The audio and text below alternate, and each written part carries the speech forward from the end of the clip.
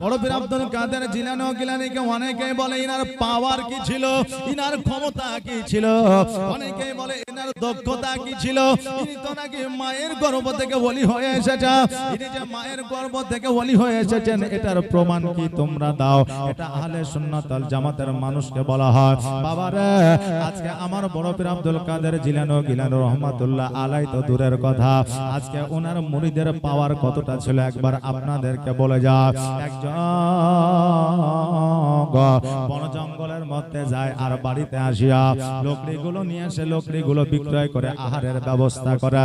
হ্যাঁ মা বোনেরা আপনারা কান দিয়ে শুনেলেন, আজকে আমরা বাড়িতে বসে থাকি, পুরুষরা যায় চেন্নাই, বোম্বাই, ইরাক, ইরান, উড়িষ্যা ধর্ম করে 2 মাস পরে 9 মাস পরে 1 বছর পরে বাড়িতে আসে।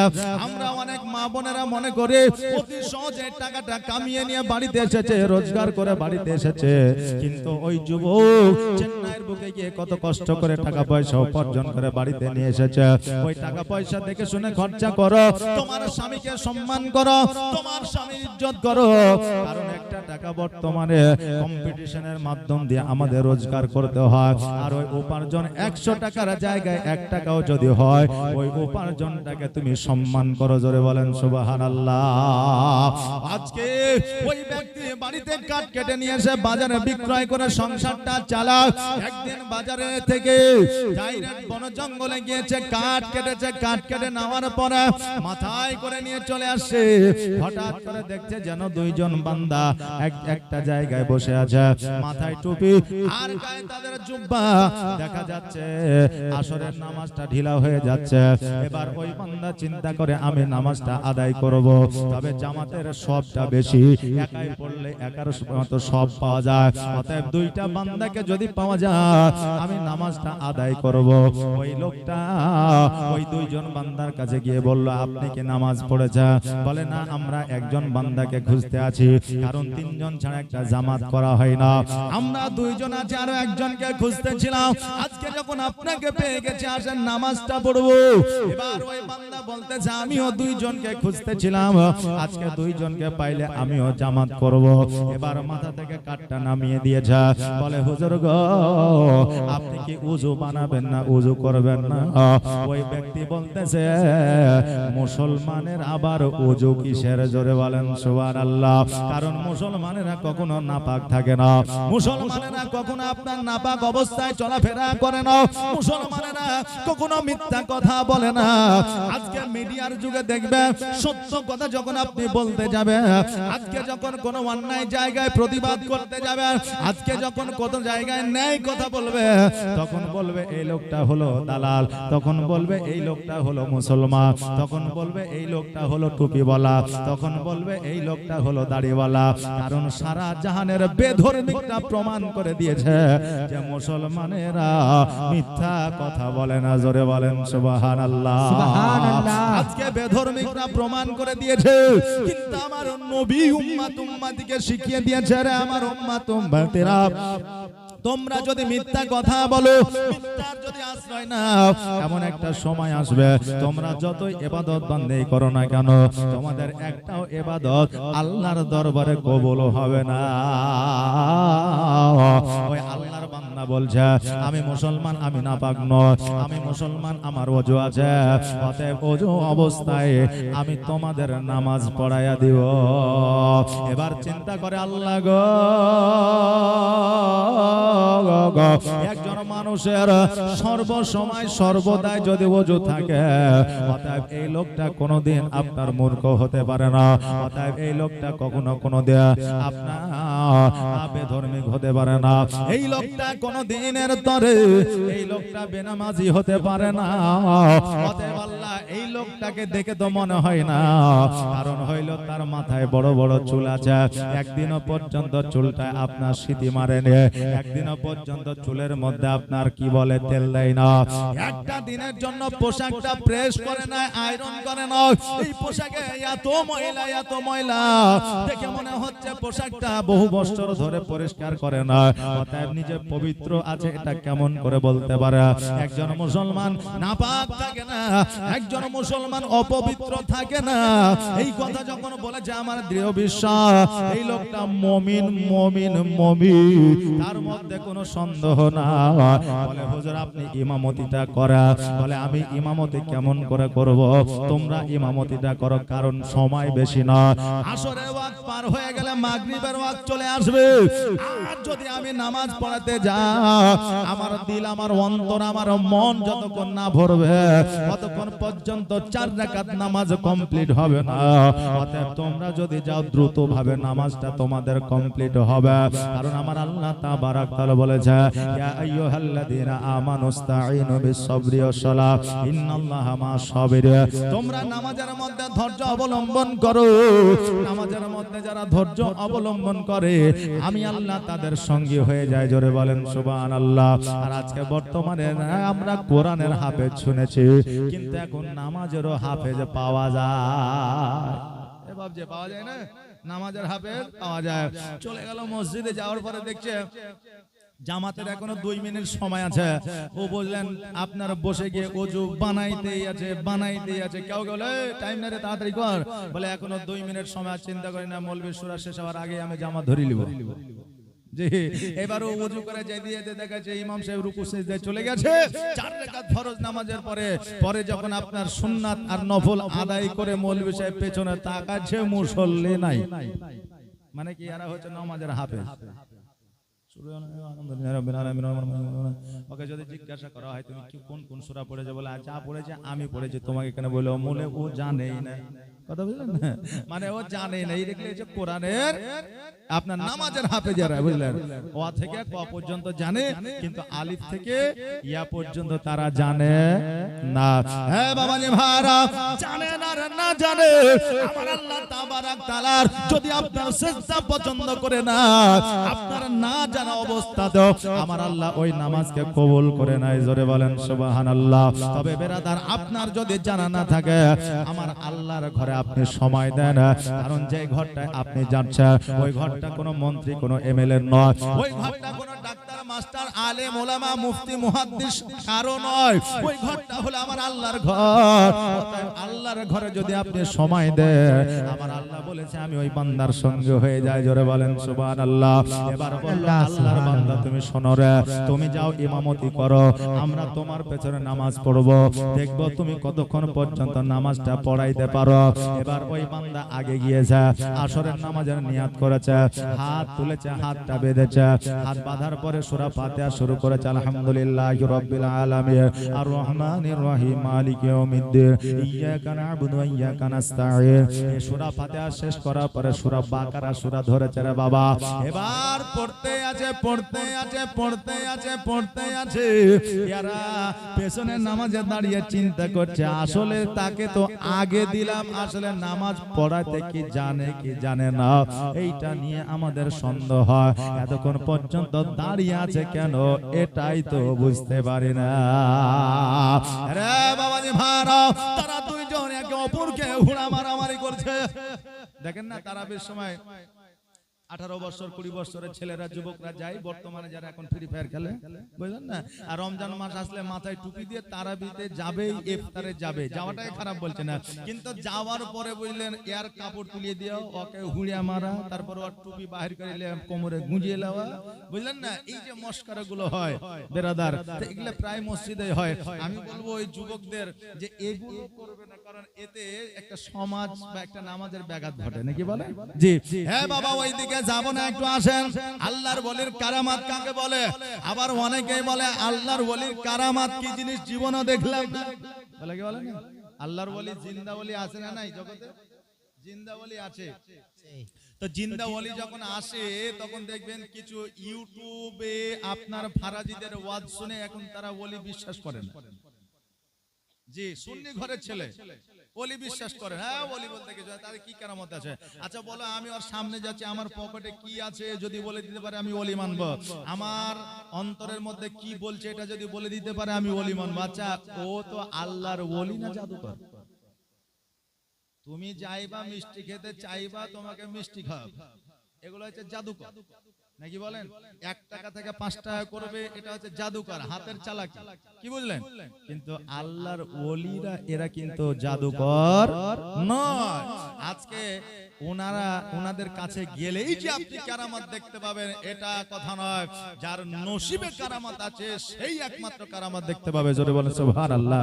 আচ্ছা বলেন, জগতের মধ্যে জিন আর ইনসান আছে, বিশ্বাস করি তো? যদি বিশ্বাস না করি ঈমান আমল থাকবে না। তাহলে বিশ্বাস আমায় করতে হবে, যেহেতু আল্লাহ কোরআনে বলেছে, রাসূল হাদিসে বলেছে। তো জিন আমরা সবাই দেখেছি? কে কে দেখেছেন হাত উঠান তো। একজন আপনি দেখেছেন মানে জিন আছে, কোরআনে প্রমাণ দিচ্ছে। তাহলে আমরা কেন দেখতে পেলাম না? তাহলে আমরা তো দেখিনি, তাহলে আমরা কি বলবো যে জিন নাই? বলবো জি, জিন ওই ব্যক্তি দেখতে পাবে আল্লাহ তাবারাক তাআলা যার তাকদীরে লিখে দিয়েছে, আল্লাহ তাবারাক তাআলা যার নসিবে লিখে দিয়েছে সেই জিন দেখতে পাবে।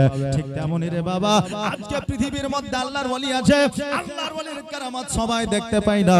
আমার আল্লাহ তাবারাক তাআলা যার নসিবে লিখে দিয়েছে সেই একমাত্র আল্লাহর ওলির কারামাত দেখতে পায়। জোরে বলেন সুবহানাল্লাহ। বাবাজি ভাইরা, নামাজে দাঁড়িয়ে গেছে, নামাজ পড়া যায়, 1 রাকাত নামাজ আপনার শেষ হয় না, ঘন্টার ঘন্টা পার হয়ে গেছে।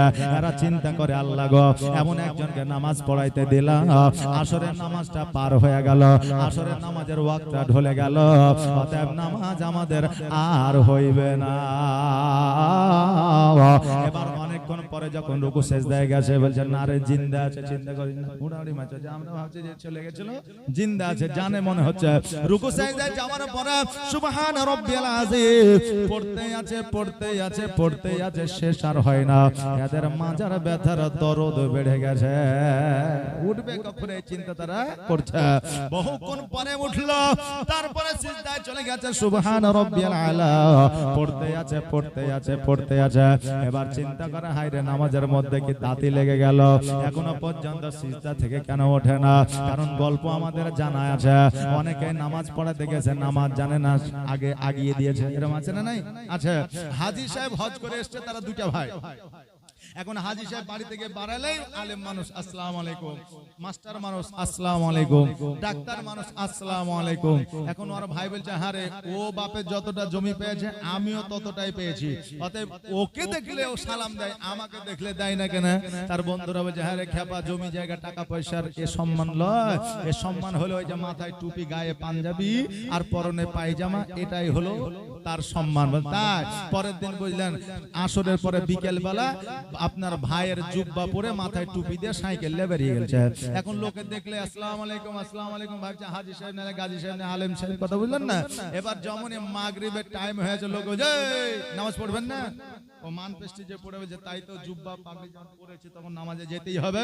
মসজিদে গেছে, যাওয়ার পরে দেখছে ব্যতিক্রম ভাগ্যক্রম, মসজিদে ইমাম সাহেব নাই। এখন দেখছে কাকে নামাজে দিব, তো বলছে কাজ করেন আপনি যান, জুব্বা আছে, পাগড়ি আছে, তসবিহ আছে, আপনার এত সুন্দর পোশাক আর আমি নামাজ পড়াবো, আপনি জানো। ওকে কমসে কম আগিয়ে দিয়েছে, ও আগে চলে গেছে। ও প্রথমে পড়েছে সূরা ফাতিহা, তারপরে পড়ে দিয়েছে সূরা নাস। আচ্ছা, সূরা নাসের পরে কি আর সূরা আছে? নাই। এবার ওই সূরা নাস পড়ে যে সিজদায় চলে গেছে, ও চিন্তা করছে ইয়ার পরে তো কোনো সূরা নাই, পড়বো তো পড়বো কোনটা? এ দেখছে নামাজ আমার দ্বারাই হবে না। ও সিজদায় পড়ে গিয়ে আপনার সবাই যখন সিজদায় গেছে, মুসল্লি ও টুক করে উপরে তাকিয়ে দেখছে সবাই তো সিজদায় আছে, তার মানে এর চাইতে পালানোর বড় সুযোগ আর পাবো না। ও টুক টুক করে বুঝলেন মার্বেলের ঈদে পালিয়ে গেছে। এখন মুসল্লিরা চিন্তা করছে, হায় রে, এতক্ষণ সিজদায় গেল এখনো উঠে না, কারণটা কি?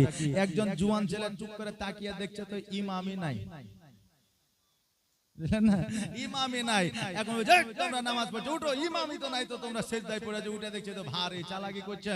এবার বুঝলেন নামাজ কমপ্লিট করে বাজারে যাচ্ছে, তো ওই হাজির ভাই সবজি কিনছে, ওকে বলছে এই কি ব্যাপারে তুই নামাজ ছেড়ে পালিয়ে, চুপ চুপ কিছু বলিস না, বলে চুপ। আমি বললাম পারবো না, তোরা ঠেলে আগিয়ে দিয়েছে, আমি তো জানি না নামাজ পড়াতে। তো বুঝলেন এখন হাজি হইতে হবে, আলেম হইতে হবে, তার পোশাক নিয়ে নিলে কিন্তু তার দায়িত্ব পালন করা যাবে না। হ্যাঁ বাবাজি ভাইরা, এবার বাবা সেজদায় পড়ে গেছে, সেজদায় পড়ে যাওয়ার পরে ঘন্টার ঘন্টা পার হয়ে যায়, কিন্তু বাবা সেজদা থেকে ওঠে না। এবার কিছুক্ষণ পরে আপনার তারা চিন্তা করে হয়তো নামাজ, হয়তো নামাজ অবস্থায় গিয়ে তাদের দাঁতি লেগে গেছে, আহারা আজকে এমন একজনকে ইমামতি করতে দিলাম যার জন্য নামাজটা আমাদের বাতিল হয়ে গেল। এরা এই চিন্তায় আপনার ব্যস্ত হয়ে যায়। বহুক্ষণ পরে আসরের নামাজটা কমপ্লিট করলো। এবার বলতেছে ওই দুইজন ব্যক্তি, এই মশাই আপনাকে নামাজটা পড়াতে দিলাম নামাজ বাদ করার জন্য, এমনিতেই টাইম নাই, আবার আপনি এতক্ষণ ধরে টাইম লাগিয়ে দিয়েছেন। তো বলছে ভাই আমি এতক্ষণ নামাজ না পড়লে আমার দিলে তৃপ্তি পাই না, জোরে বলেন সুবহানাল্লাহ। এতক্ষণ ধরে নামাজ না পড়লে আমার অন্তরে তৃপ্তি পাই না, তো আমি নামাজটা পড়িয়ে দিয়েছি। এই জন্য আমি বলছিলাম যে আপনারা জানতে, আমাকে তো ঠেলে আপনারা আগে পাঠাইলা। হ্যাঁ বলে তুমি যে এতক্ষণ নামাজ পড়লা তোমার নামাজ কি হইলো? বলে আমার তো হয়েছে, তোমাদের হয়েছে কিনা বলতে পারবো না নাকি। এখন ইমাম নামাজ পড়েছে আলহামদুলিল্লাহি রাব্বিল আলামিন আর রহমানির রহিম মালিকি ইয়াউমিদ্দিন, পেছনে মুসল্লি সাহেব বলছে ইমামকে যে কবে তাড়ায় না যাবে, পেছনে বলছে ইমামকে যে কবে, তো বহুদিন হয়ে গেল 5 বছর 6 বছর, আজ বেতনও বাড়াইতে হলে 500 টাকা, একে তাড়াইলে হয়তো একটা কম মূল্যে পাবো বেরাদার। সব জায়গায় এসব কম্পিটিশন চলছে, শুধু আপনার এখানে নয়, কাউকে উদ্দেশ্য করে বলছি না বেরাদার। তো এই নিয়ত যদি ইমামের পেছনে থাকে, অনলি ইমামের নামাজটা হবে, কিন্তু ওই মুসল্লির নামাজটা হবে না। আপনি যাকে দায়িত্ব দিচ্ছেন, একটা দায়িত্ব বেহাজাল ইমাম, তারই যদি আপনি জীবত করেন বা তার পেছনে যদি কথা বলেন, তাকে নিয়ে যদি সন্দেহ করেন, আপনার নামাজ হবে না। আমি একজন আলেম মাওলানা, আপনি মুফতিকে জেনে নিতে পারেন, কোনো অসুবিধা নাই। হ্যাঁ বাবাজি ভাইরা, ওই আপনার বান্দা বলছে আমার নামাজ হয়ে গেছে, তোমাদের নামাজ হয়েছে কিনা এটা আমি বলতে পারবো না। বলে আমাদের নামাজ হয় নাই, তোমার নামাজ কেমন করে হবে? কারণ আসরের সময়টা পার হয়ে গেছে, মাগরিবের সময় চলে এসেছে, এতক্ষণ পর্যন্ত আসরের ওয়াক্ত থাকবে এটা আমরা বিশ্বাস করি না। বলে একবার আকাশের দিকে তাকায় দেখো, জমিনের দিকে তাকালে তোমরা বুঝতে পারবে না। এবার ওই দুইজন বান্দা আকাশের দিকে তাকায় দেখছে, যে জায়গায় সূর্য ছিল ওই জায়গাতে সূর্য আছে, একটা আঙ্গুল পর্যন্ত হিলে নাই। জোরে বলেন সুবহানাল্লাহ। নবীর প্রেমে পাগল হইলে, নবীর প্রেমে পাগল হইলে আমার আল্লাহ তাআলা খুশি। নবীর দরুদ পড় দিবা নিশিয়া, ও কি নবীর প্রেমে পাগল হইলে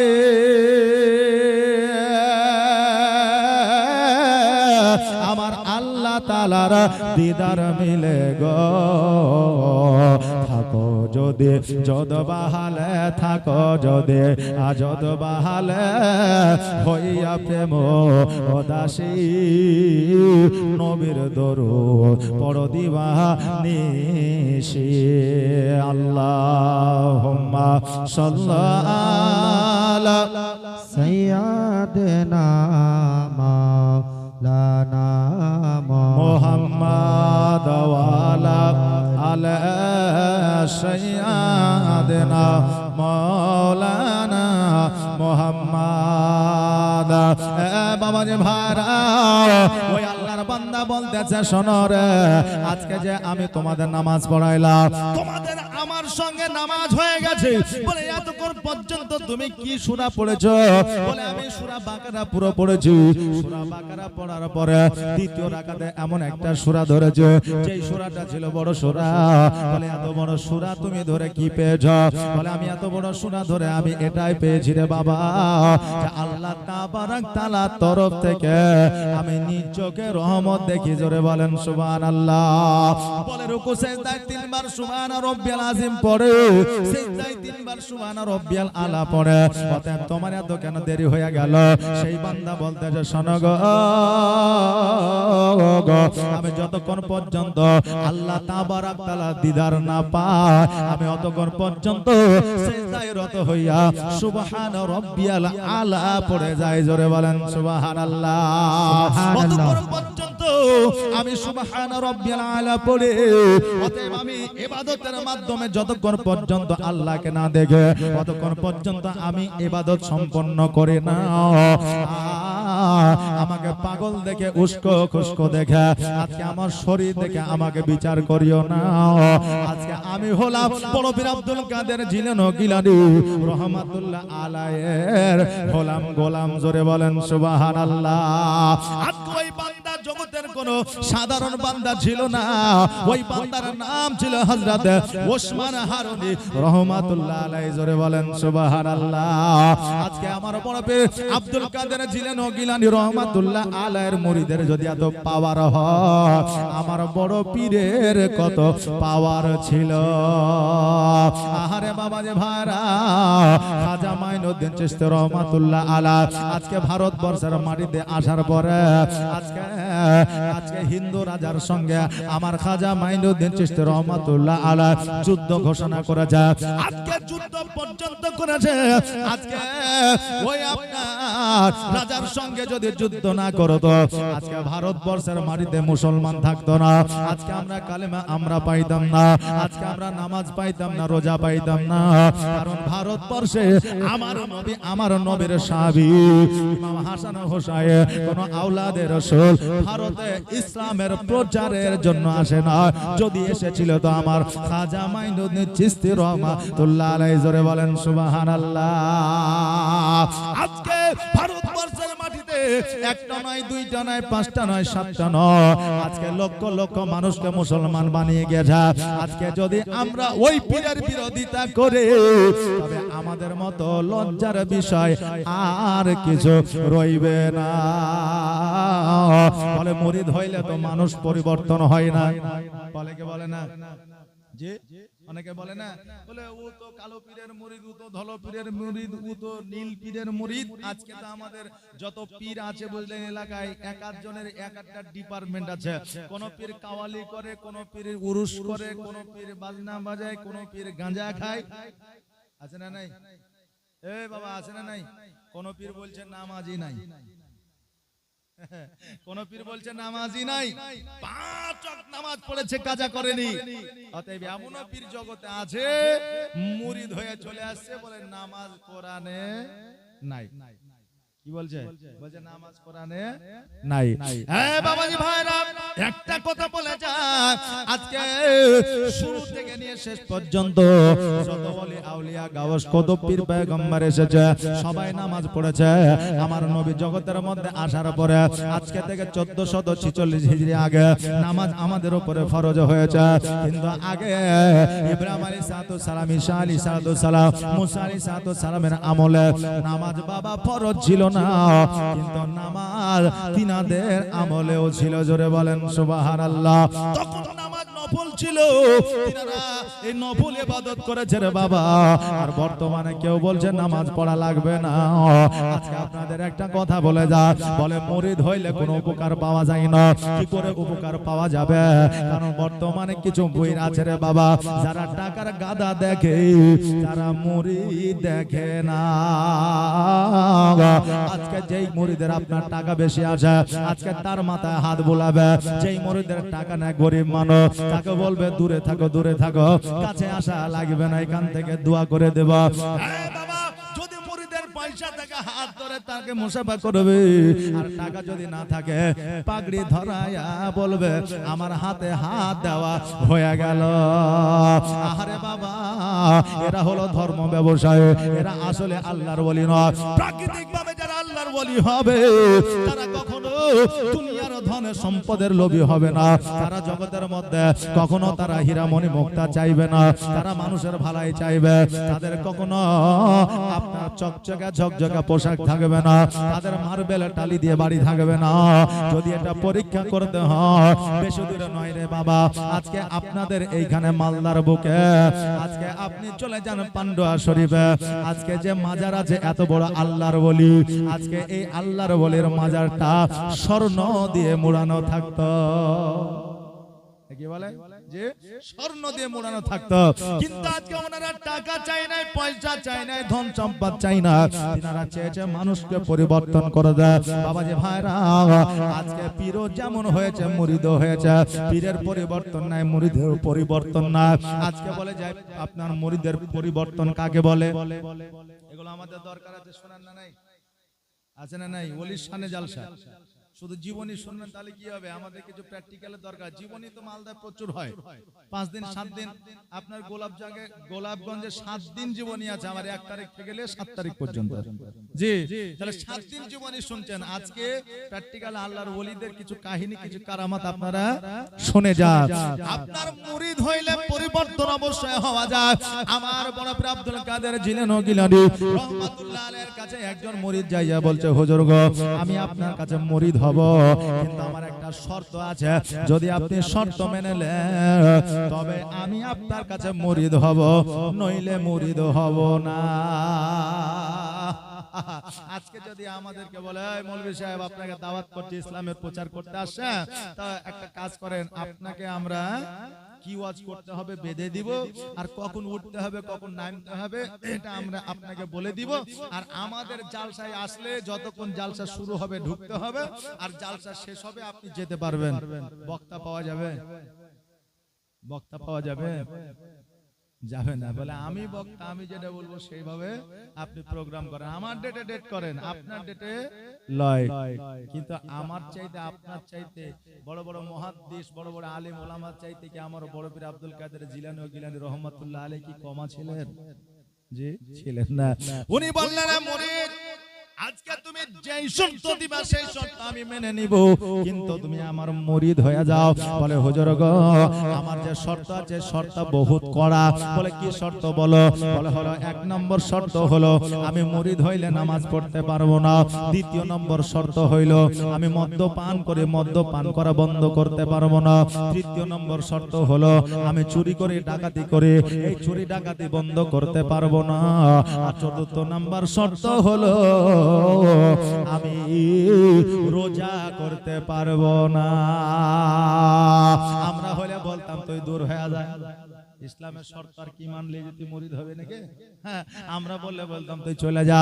কিন্তু বাবারে, আমার বড় পীর আব্দুল কাদের জিলানী ও গিলানী রহমাতুল্লাহ আলাইহি বললা, শোনো রে, আজকে তুমি আমাকে 4টা শর্ত দিলা, আজকে তোমাকে আমি মুরিদ বানায় নিব, তোমার শর্তে আমি রাজি হয়ে গেলাম, কিন্তু আমার একটা শর্ত তোমাকে মানতে হবে। বলে কি শর্ত? বলে আমার একটাই শর্ত হলো এটা, তুমি পৃথিবীর যেই কর্নারে থাকো না কেন, তুমি যাই করো না কেন, মদ্যপান করো না কেন, চুরি ডাকাতি করো না কেন, আজকে তুমি রোজা নামাজ পড়ো या না পড়ো, কিন্তু খোদার ঘর মসজিদে যখন 5 ওয়াক্ত আজান হবে, ওই আজানের সময় তুমি কোনো কাজ করতে পারবে না। তুমি শুধুমাত্র ওই 2 মিনিট 3 মিনিট 5 মিনিট আজানটা তুমি শ্রবণ করবা। বলে এই ব্যাপার, আজান তো 2-3 মিনিটের ব্যাপার, মেনে নিলাম হুজুর, অসুবিধা নাই। আমার শর্তে আপনি রাজি কিনা? বলে হ্যাঁ আমি রাজি। কিয়ামতের দিন জান্নাতে নিয়ে যাবেন কিনা? বলে আমি তোকে যে কিয়ামতের দিন না নিয়ে জান্নাতে যাব না। জোরে বলেন সুবহানাল্লাহ। আমি 4টা শর্ত আপনাকে দিলাম, আপনার একটা শর্ত আমি অবশ্যই মানব। বলে ঠিক আছে, তবে আমার শর্তের দিকে তুমি ফলো করবা। বলে ঠিক আছে। এবার 1 দিন 2 দিন 4 দিন 5 দিন বাবা অতিবাহিত হয়ে যায়। হঠাৎ করে একদিন বিবিকে বলছে, বিবিরা বাড়িতে অভাব অনটন লেগে আছে, আজকে আমাকে একটু সাজায় দাও, আমি আজকে রাজার বাড়িতে ডাকাতি করতে যাব। সময়ের সাথে সাথে চোরের বুদ্ধিও পাল্টায় রে বাবা, সময়ের সাথে সাথে চোরের আপনার অত্যাধুনিক বুদ্ধিও বের হয়। আগের যুগে কাঁচা বাড়ি ছিল, এই জন্য মাটিকে আপনার সিন্ধু, মাটিকে আপনার শোন করে আপনার বাড়িতে ঢুকতো নাকি বলে। এখন বাবা আজকে কম্পিউটার লক হয়েছে, গ্রিলের লক হয়েছে, লোহার লক হয়েছে, এই জন্য তাদের কোমরে পুরো চাবিতে চাবি হয়ে থাকে, এই জন্য লক খোলার জন্য তাদের ব্যবস্থা থাকে, এই জন্য তারা হ্যাক করার জন্য কম্পিউটার নিয়ে বসে থাকে। বাবারে যখন যেই সময় ছিল সেই সময় চোরও বাবা তেমন ছিল। সেই আমলে চুরি করতে চাইতো গায়ের মধ্যে তেল মেখে নিয়ে, নইলে মোবিল মেখে নিয়ে, যাতে তাড়া করলে চোরকে ধরতে গেলে যেন ধরতে না পারে, পিছিল মেরে যেন পালিয়ে যেতে পারে। এবার বিবিকে বলল, বিবি রে আমাকে সাজায় দাও, আজকে আমি রাজার বাড়িতে ডাকাতি করতে যাব। এবার বিবি বাবা খুব যত্ন করে তেল মাখায়া দিল। আজকে 100-র মধ্যে 99টা বিবি স্বামীর হারাম রোজগারের পেছনে ওই বিবিদের হাত থাকে। জোরে বলেন নাউজুবিল্লাহ। আপনি বলবেন কেমন করে?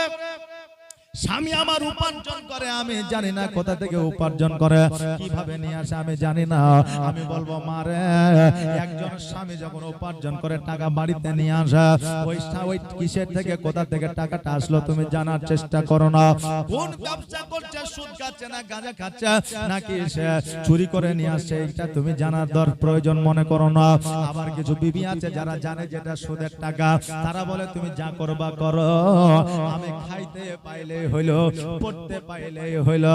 আমি বলবো মা, আজকে স্বামী কোথা থেকে রোজগার করে নিয়ে আসে এই খবরটা আপনি, হারামটা হলে আপনি বর্জন করে, আর হালাল হলে আপনি সেটাকে আপনি নিয়ে ফেলা।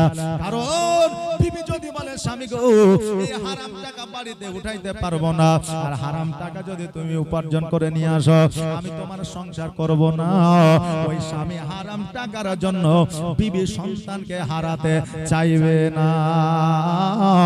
বাবা যে ভাইরা আমার মায়েরা, এই জন্য অনেক বিবিরা যা জানে স্বামীরা কিভাবে উপার্জন করে। এবার স্বামীকে আপনার সুন্দর ভাবে তেল মাখায়া দিল, মধ্যরাত্রিতে রাজার বাড়িতে চলে গেল। এবার রাজার বাড়িতে যাওয়ার পরে একটা ঘরের মধ্যে প্রবেশ করেছে, যে ঘরের মধ্যে সোনা মণি মুক্তা রয়েছে। সোনা মণি মুক্তা দেখে তার মনটা খুশি হয়ে গেছে।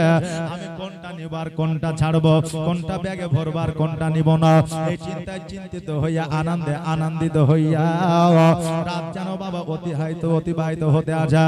কারণ মানুষ আপনার যে কাজই করুক না কেন, সময় কখনো থেমে থাকে না, সময় সময়ের মতো চলবে রে বাবা, ওই সময়টাকে আর ফিরানো যাবে না যতই চেষ্টা করেন না কেন। এবার একটা ব্যাগের মধ্যে সোনা মণি মুক্তা ভরে নিয়ে ওই ব্যাগটাকে ঘাড়ের মধ্যে ঝুলায় নিয়েছে পুটলা করে। যেমনই বাবা দরওয়াজায় এসে আপনার পা দিয়েছে, অমনি যেন মসজিদে আজান শুরু হয়ে গেছে। আল্লাহু আকবার, আল্লাহু আকবার, আল্লাহু আকবার।